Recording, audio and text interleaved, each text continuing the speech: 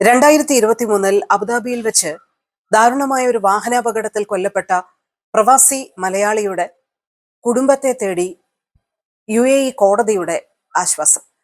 4 ലക്ഷം ദിർഹം ദിയാധനമാണ് കോടതിയുടെ ഇടപെടലിലൂടെ കുടുംബത്തിന് ലഭിക്കുന്നത്. 2023 ജൂലൈ 6-നാണ് മലപ്പുറം സ്വദേശിയായ മുസ്തഫ ഒടയപ്പുറത്ത് എന്ന 49-കാരൻ അബുദാബിയിലെ ഒരു സ്വദേശി ഫാമിലിയിൽ കുക്കായി ജോലി നോക്കിയായിരുന്നു.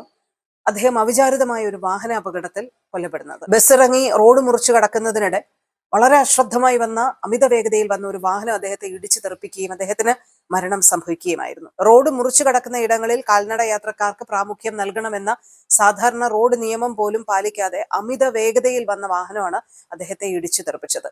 നാട്ടില് 2 മക്കളും ഭാര്യയും അമ്മയും ഒക്കെയുള്ള ഒരു കുടുംബം അദ്ദേഹത്തിനുണ്ടായിരുന്നു. അവരുടെ പെട്ടെന്നുള്ള ജീവിതം വഴിയാധാരമാകുന്ന അവസ്ഥയാണ് ഇദ്ദേഹത്തിന്റെ മരണത്തിലൂടെ ഉണ്ടായത്.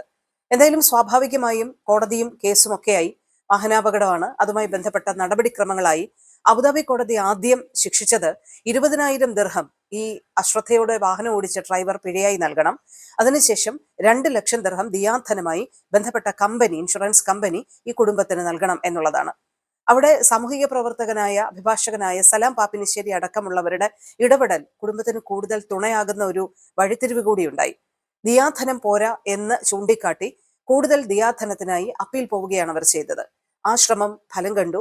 ഒടുവിൽ കോടതി ദിയാധനം അടക്കമുള്ള ആശ്വാസ തുക ഉയർത്തി ആ കുടുംബത്തിന് സമാശ്വാസമായി എന്ന് പറയേണ്ടി വരും. ഈ നിയമ പോരാട്ടത്തിനൊടുവിലാണ് 4 ലക്ഷം ദിർഹമായി ദിയാധനം ഉയർത്തിക്കൊണ്ട് അബുദാബി കോടതി ഉത്തരവിട്ടത്. എന്തായാലും നാട്ടിലുള്ള കുടുംബാംഗങ്ങൾക്ക് ഈ ഒരു വാർത്ത ഇപ്പോൾ ആശ്വാസത്തിന്റെ സമയത്താണ് വന്നിരിക്കുന്നത്. സെപ്റ്റംബർ 11-ന് മുസ്തഫയുടെ മകളുടെ വിവാഹം നിശ്ചയിച്ചിരിക്കുകയാണ്. ആ ഒരു സമയത്ത് ഈ കുടുംബത്തിന് ഈ ഒരു ധനം വലിയ അനുഗ്രഹമാണ്, വലിയ ആശ്വാസമാണ്. ഏറെ ദുഃഖമുണ്ടെങ്കിലും ഇപ്പോൾ വലിയ പ്രാർത്ഥനകളുടെ ഫലമായിട്ടാണ് ഈ ഒരു ആശ്വാസമെങ്കിലും തങ്ങൾക്ക് ലഭിച്ചതെന്ന് ആ കുടുംബം പറയുന്നു. നഷ്ടപ്പെട്ട ജീവന് പകരമാവില്ല എങ്കിലും കോടതിയുടെ ഇടപെടൽ വലിയ രീതിയിലുള്ള ഒരു തുണയാവുകയാണ്, ആശ്വാസമാവുകയാണ് ഈ ഘട്ടത്തിൽ.